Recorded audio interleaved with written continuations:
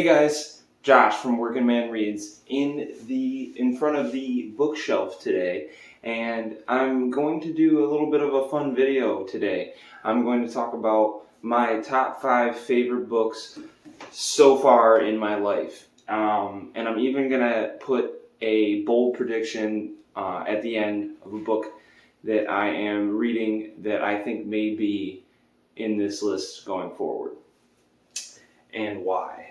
So let's start off with the number 5 on here. No particular order, but yeah, kind of a particular order. So I'm going to say The Professional. This was the first book I actually reviewed on my channel. My review does not do this justice. It was one of the most surprising books I've ever read in my life. I was not expecting to enjoy this as much as I did. No offense to the author or people that may enjoy this type of fiction, but it is entirely something I would never read. It is a character piece where you follow boxers, and one of the boxers is trying to win a championship, and you get really close to these people, and you're almost feeling like you were in the training with them. So it's super cool. Next up is going to be a book that I currently don't have with me. It's going to be Blake Crouch's Dark Matter. That was one of the most fun books I've ever read. I flew through it, and he is now a automatic buy for me, Blake Crouch.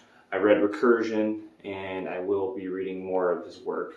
And yeah, he's an outstanding author, and I really enjoyed it. Next up is going to be The Drawing of Three by Stephen King. Second book in the Dark Tower series. This is a special illustrated version. It's kind of cool. It's from the 70s or something. I don't know if you guys can see that, but yeah, so it's pretty neat. I mean, I'm sure a lot of people have this, but New American Library. Let's see. Stephen King, The Drawing of Three. First Plume printing, March 1989. So I feel like this was just a special edition that they did where they were going to have that same picture, some illustrations. Oh, it's a little graphic for YouTube, but yeah, pretty sweet. So I love that book. That book really sets the tone because it basically the main character Roland is going through trying to find his quartet and going through it's almost like a portal fantasy.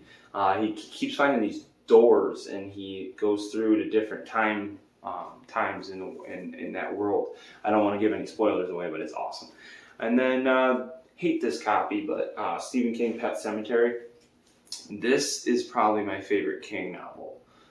It scares the shit out of me. I read it right after I had my daughter and shortly after I got married, and this book will it'll mess you up. So will the movie. Yeah, it's terrifying. It's like every father's worst nightmare in this, with a Stephen King twist, and yeah, my cat is terrifying. That's all I gotta say. And then number 1 is The Hobbit. Tolkien changed my life. I will forever be a Lord of the Rings fan. I just love the map. But yeah, the Lord of the Rings series is it's just everything to me. It's in literature, it's literally everything. Can't wait to read it to my kids. I can't wait to, sing the songs, and I love it. It's timeless. Now for the bold prediction. And I think Red Rising might be one of my favorite fantasy series. I already bought the second book because I'm going to keep cranking through.